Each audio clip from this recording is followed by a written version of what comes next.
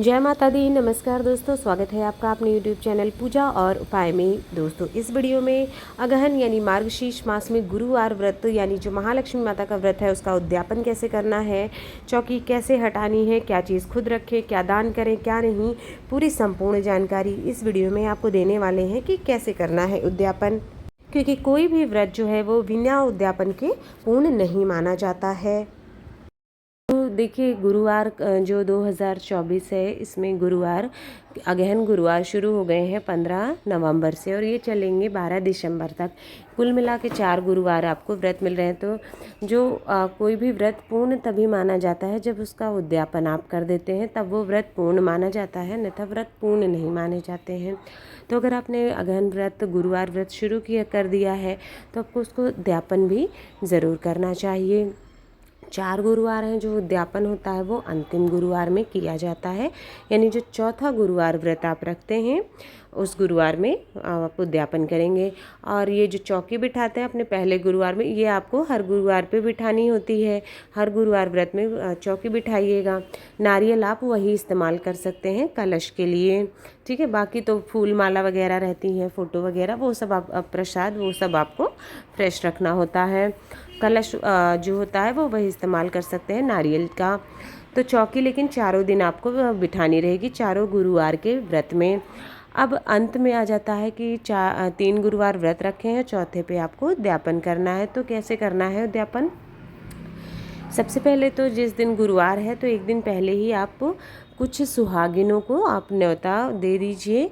अब ये आपकी सामर्थ्य और कितना आपको मिल पाती हैं उस पर डिपेंड करता है। जैसे कि 1 है, 5 है, 3 है, 7 है, 11 है, जितनी सुहागन मिल पाती हैं उतनों को आप एक दिन पहले ही न्योता दे दीजिए, अगले दिन खाना खिलाने के लिए, भोज कराने के लिए।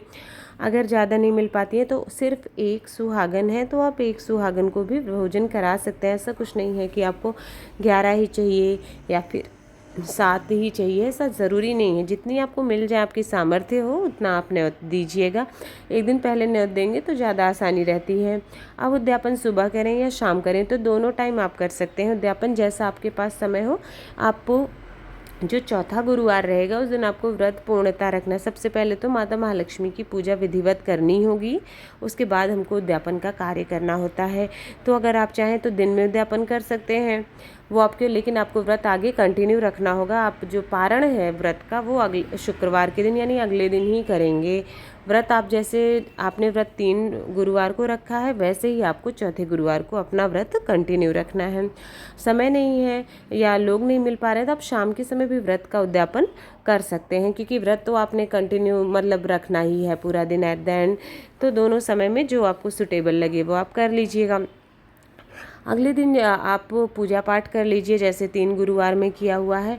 उसके बाद जो सुहागिनें आती हैं तो पूरे आदर सत्कार से आपको उनको बुलाना है, जैसे महालक्ष्मी आपके घर आ रही हों, आई हों, उस तरह से उनको सम्मान देना है, बिठाना है। बिठाने के बाद पैर धोने हैं। जैसे माता लक्ष्मी आपके घर आए तो आप कैसे करेंगे उनकी सेवा सत्कार, वैसे करना है।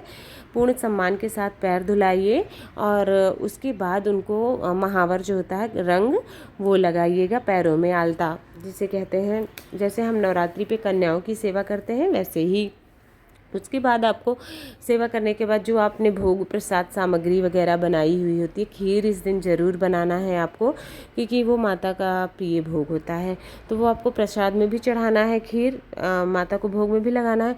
उसके बाद जिन्हें आपने न्योता भेजा है सुहागिनों को, उनको भी आपको खीर खाने के लिए देनी है अलग से। जो आपने प्रसाद चढ़ाया वो नहीं देना है, अलग से आपको देना है।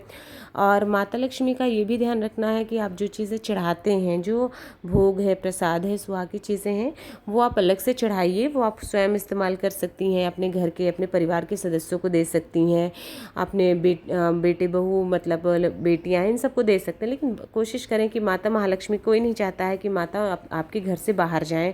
तो वो चीज़ें हम जो दान हमको करना है वो हमको अलग से लाना होता है। उसी में जो हमने चढ़ाया है वो नहीं दिया जाता है, वो आपको अपने इस्तेमाल में लाना होगा, अपने परिवार के सदस्यों को लाना होता है। तो जो आप सुहागिनों को आमंत्रित कर रहे हैं तो उनके लिए जो है सुहाग की सामग्री आप अलग से पहले से ही सेट बना के रख लीजिए। जैसे आपने 5 को आमंत्रित किया है तो आप 5 सुहाग का सेट या बना लीजिए। ज़रूरी नहीं है बहुत भारी सेट आप बनाएं, आपके जितनी सामर्थ्य हो उस हिसाब से बना लीजिए। या 2 को आपने 3 को न्योता है या 1 को न्योता है तो उस हिसाब से बना लीजिएगा। उतने चूड़ी ले लीजिए, 1 दर्जन या आधा दर्जन सामर्थ्य है तो आधा दर्जन ही ले लीजिए। 1 पत्ता बिंदी का रख लीजिए, सिंदूर की डिब्बी रख लीजिए, जो मुख्य चीज़ें होती है 1 मेहंदी रख लीजिए। और सारी सुहागिनों को आपको वो दान करना है। सुहाग सामग्री जो आप चढ़ाएंगे, आप ध्यान रखिएगा आपको माता को भी सुहाग की सामग्री चढ़ानी है, लेकिन वो आपको दान नहीं करना है, सुहागिनों के लिए आपको अलग से लाना है दान देने के लिए जो आप लाएंगे। भोग प्रसाद जो है जो आपने वहाँ माता को चढ़ाया है वो वैसे ही रहने दीजिए, आप घर सदस्यों को बांट दीजिए, वो खा लेंगे। और जो बाकी के आपने भोग प्रसाद जैसे पूड़ी बना लीजिएगा, हलवा बना लीजिएगा खाने के लिए।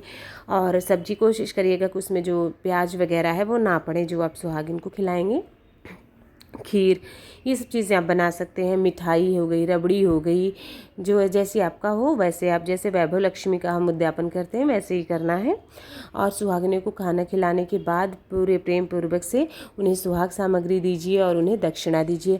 आपकी सामर्थ्य है तो आप उन्हें देखिए ब्लाउज का पीस दे सकती हैं या फिर कोई वस्त्र दे सकती हैं, मतलब जैसा आपका सामर्थ्य है। अगर देने का 1 ही को आपने न्योता है और आप साड़ी देना चाहते हैं तो आप वो भी दे सकती हैं अलग से ला करके, या 3-5 अगर आपका बहुत वैभव में करना चाहते हैं, है ना। तो ये वस्त्र वगैरह तो आपके ऊपर है, डिपेंड करता है, क्योंकि भाई इतनी सामर्थ्य नहीं है कि 10 या 5 या 11 हम ला के दे सके। तो ब्लाउज़ पीस बहुत लोग दे देते हैं, वो आपको करना है। आप चाहें तो नारियल में भी दान दे सकते हैं। जैसे 5 नारियल सुहागनों को न्योता है तो आप 5 नारियल खरीद के ले आइए और 5 को आप कोछा भरा जाता है जिसे कहते हैं। तो अंतिम जो गुरुवार रहेगा उस दिन महालक्ष्मी माता का आपको भी कोछा भरना है, जो वो आप पूजा करेंगे। तो एक लाल चुनरी में, लाल कपड़े में आप थोड़ा नारियल रख दीजिएगा, कुछ दक्षिणा रख लीजिएगा, साथ ही साथ लैया जो होती है वो रख लीजिएगा या मखाने रख लीजिएगा। इस तरह से माता को कोछा आपको भरना है। और वो कोछा आपको दान नहीं करना है, वो अपने पास ही रखना है, खुद ही वो यूज़ आप में करना है, ठीक है। और सुहागिनों का भी आप कोछा भर सकती हैं। ये कहीं कहीं की प्रथा है, कहीं कहीं भरा जाता है, जो आपने न्योते दिए हैं उनको, और कहीं कहीं नहीं भरा जाता। तो आपके ऊपर डिपेंड करता है। आप चाहें तो उन्हें लैया दे सकती हैं, मिठाई दे सकती हैं और नारियल उनके आंचल में दे सकती हैं। साथ ही दक्षिणा कुछ ज़रूर दे दीजिएगा, चाहे आप 11 रुपये दे दीजिए, 21 रुपये दे दीजिए, है ना। वो आपकी उससे, और सुहाग सामग्री इतनी चीज़ आप सुहागिनों को कोशिश करिए कि दान दे सकें तो बहुत अच्छी बात होगी। उसके बाद में जो आप उनको अच्छे से विदा करिए। सुहागिनों को खाली हाथ मत भेजिएगा, कुछ ना कुछ दे करके आपको ज़रूर भेजना है, ठीक है। और अंत में जो है आपने जो चौकी सजाई हुई होती है, इस तरह से आपका व्रत का उद्यापन पूर्ण होता है। और आप अगर जैसे कि दिन भर फलाहार वगैरह करते हैं तो आप कर सकती हैं, नहीं तो अगर आप दिन भर नहीं खाती हैं तो ठीक है, रात के समय मीठा भोजन खाया ही जाता है। तो आप वो खीर जो आपने माता को चढ़ाई है आप स्वयं खा सकती हैं, अपने परिवार के सदस्यों को दे सकती हैं, और तब आप अपने व्रत को करेंगे। दिन भर आपको व्रत रहना है, अपना व्रत नहीं खोलना है। अगर आप, बहुत लोग का सवाल है अगर पीरियड आ जाए तो क्या करें, तो पीरियड आ जाए तो आपको उद्यापन चौथे पे नहीं करना है। भले ही मार्गशीर्ष यानी अगहन ख़त्म हो जाता है तो फिर आप अगला जो आएगा गुरुवार, उस गुरुवार में आप उद्यापन कर सकती हैं। बहुत बड़ी प्रॉब्लम हो जाती है लोगों के लिए, तो इसलिए आपको पहले ही बता दिया कि अगर पीरियड वगैरह आता है तो आप उस गुरुवार उद्यापन मत करिए, अगले गुरुवार को कर लीजिए। क्योंकि 4 व्रत तो आपको पूरे करने ही हैं गुरुवार के, ठीक है। ये इसका यही सोल्यूशन है। उसके बाद जो चौकी वगैरह होती है वो अगले गुरुवार यानी अगले दिन यानी शुक्रवार के दिन आप हटा दीजिएगा सब कुछ। नारियल जो आपने चीज़ें कुछ वैसे बाहर विसर्जित नहीं करनी है, सुहाग सामग्री अपने घर में ही